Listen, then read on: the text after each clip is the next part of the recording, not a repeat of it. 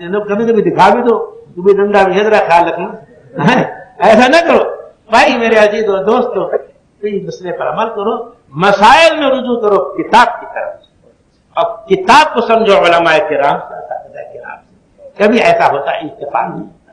ایک دو بات اور غلط فہمیاں لوگوں میں ہیں، لوگ سفر کو سمجھتے ہیں سنت ماں ہماری مسجد کی حاضری ماں کرتی، ایسا نہیں۔ مسجد کی جماعت کا ترک جو ہے مسافروں کے لیے درست نہیں، جہاں قریب میں ہے، جو عذر مقیمین کے لیے ہے وہی عذر مسافرین کے لیے۔ شامی میں تصریح انشاء سفر عذر ہے، بس جب سفر شروع کر رہے ہیں اس وقت وہی آدمی جماعت چھوڑ سکتا ہے۔ جب آگے جیسے میں یہاں ہوں، میرے لیے ترک مسجد کی اجازت نہیں ہے جماعت۔ ہاں جو مقیمین کو عذر ہے وہ عذر مجھ کو ہو جائے تو میرے لیے بھی بات ہو جائے گی۔ ہے شامی میں تصریح ہم سفر پہلے کا بھی عذر ہے، لیکن لوگ دیکھا تھے کہ سفر میں گھروں پہ نماز پڑھنے لگ جاتے ہیں۔ بیماری بھی عذر ہے، تیمارداری بھی، لیکن ایک آدمی بیمار ہے، تیماردار ایک دو 20 آدمی نماز پڑھنا ہے، جائز نہیں ہے۔ کر کے مسجد بغیر عذر درست نہیں ہے۔ اور فلاں بزرگ آئے ان کے پیچھے پڑھ، ارے متبع سنت کے پیچھے نماز پڑھنا زیادہ افضل ہے یا سنت پر عمل کرنا افضل ہے؟ خود پیسہ بھائی عذر ہو تو پڑھو ان کے ساتھ، تم کو بھی بیمار ہو۔ ہم تو نیک گمان نہ کہیں گے کہ یہ بھی بیمار ہے جب اس پیچھے پڑھ رہے، تو ایسا تو نہ ماننا۔ بعض جگہ ایسا ہوا اسی غلط فہمی کی بنا پر مسجد کے مستقل نمازی کرم ہو گئے، گھروں پر جماعت کھڑا ہو گیا۔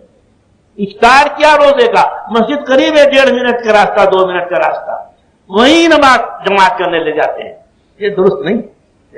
ترک جماعت تو اہتمام ہے، ترک مسجد کا اہتمام ہے، اس پر وعید آئی ہے۔ لوگ مسجد کی جماعت ضروری، میرے عزیز دوست، لوگ گھروں پہ نماز پڑھ لیتے ہیں، جماعت کا تو اہتمام ہے لیکن ایسی جو ہے چیزیں۔ اور کیا ہے اب یاد دلا رہے کیسے کمی حافظہ ختم ہو رہا ہے تو یہ وقت نکل ہی گیا، اب وقت آ گیا ہے۔ کل دیکھو امام صاحب کی اطلاع نہیں ہوئی تھی، کسی نے منتظمین کی غلطی کر دی تھی، جب میں نے کہا تھا کہ اس دیر توقف کر لیں گے، جا کے کہنا چاہیے تھا مؤذن صاحب کو بھی، امام صاحب کو بھی۔ آج تو کہہ دیا گیا ہے، اس لیے آپ لوگ اطمینان سے جائے، بس اذان ہو رہی ہے، آپ لوگوں کو جماعت میں لے ہے۔ اذان کے بعد اذان کا جواب دو، دعا کرو، دعا قبول ہوتی ہے۔ اذان کا جواب دو، باتیں نہ کرو، اس وقت مسافہ کچھ نہیں کرنا، چلنا شروع کر دیے، جلدی چلو، بس مسجد میں جتنے آگے پہنچو گے اتنی زیادہ ثواب ملے گا۔